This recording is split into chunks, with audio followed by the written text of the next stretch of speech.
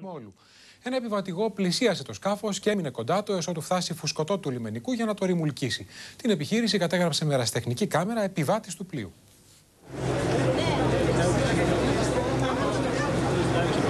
Ένα μικρό φουσκωτό σκάφος στη μέση του πελάγου, μεταξύ Σύφνου και Κιμόλου.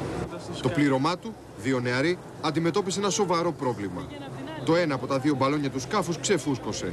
Έτσι, έμεινε να επιπλέει μεσοπέλαγα με τον αέρα να φτάνει τα 4 με 5 μποφόρ.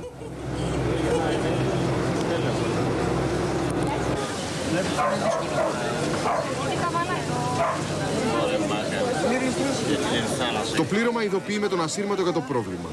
Κοντά βρίσκεται ένα επιβατηγό οχηματαγωγό πλοίο της γραμμής.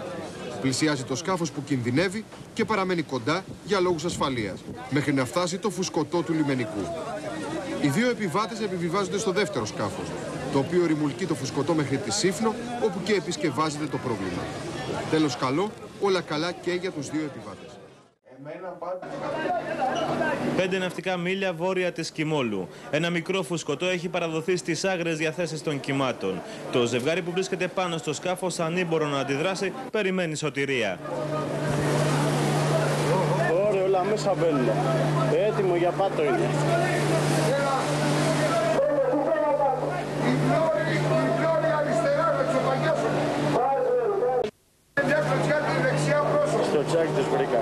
Η γάστρα του φουσκωτού έχει σπάσει και το σκάφος έχει γεμίσει νερά. Οι δύο επιβάτες μέσω ασυρμάτου καλούν σε βοήθεια. Στο θάλαμο επιχειρήσεων του Υπουργείου Εμπορικής Ναυτιλίας σήμανε συναγερμός. Τα παραπλέοντα επιβατικά οχηματαγωγά Express Μήλιος, Express Ερμής και Γεώργιος Express μαζί με ένα φουσκωτό του λιμενικού σώματος σπέβδουν στην περιοχή και αρχίζει η επιχείρηση διάσωσης.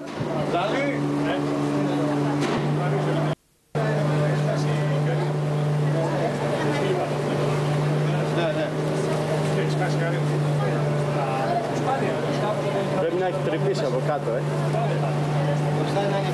Ναι, είναι ανοιχτό από κάτω. Αλλά πού να βρήκε, πώς τρύπησε εκεί πέρα. Η περιπέτεια για τους δύο επιβάτες του φουσκωτού έχει τελειώσει. Ανακοφισμένοι χαιρετούν, ενώ ο κόσμος πάνω στο Express Ερμής ξεσπάσα χειροκροτήματα.